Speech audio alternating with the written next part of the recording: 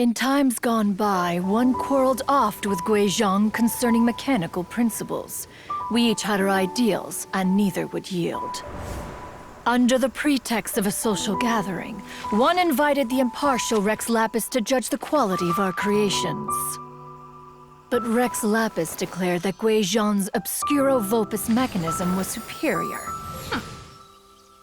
Though one was too proud to acknowledge it, in one's heart, one knew that Guizhong was indeed the superior talent in the mechanical arts. As for the story between Guizhong and Streetward Rambler, that begins with a certain bell.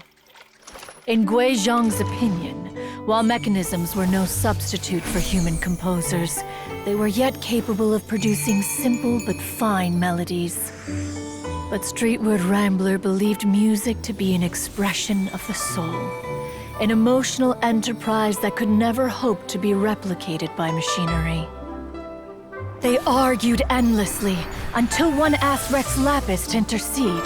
He confiscated the bell and designated it for ceremonial use. Thereafter, one would often find them convening in the mountains, discussing music, mechanics, and all the affairs of the mortal world. But these good times were not to last. War broke out between the gods, and soon engulfed the Guili Plains. Guizhong was overpowered by the enemy, and fell in battle. When Streetward Rambler and I arrived at the scene at long last, all that remained among the ruins was her lifeless body. After this, at Streetward Rambler's request, Rex Lapis granted her the cleansing bell for safekeeping. To honor our friend's memory, one made a few finishing touches to her ballistic device. Many lantern rites have passed since then. Many greetings and goodbyes. Upon what do you gaze? The Guili Plains? No.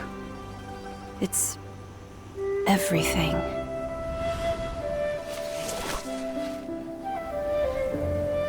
We think of human life as like a lantern that's lit one minute and extinguished the next.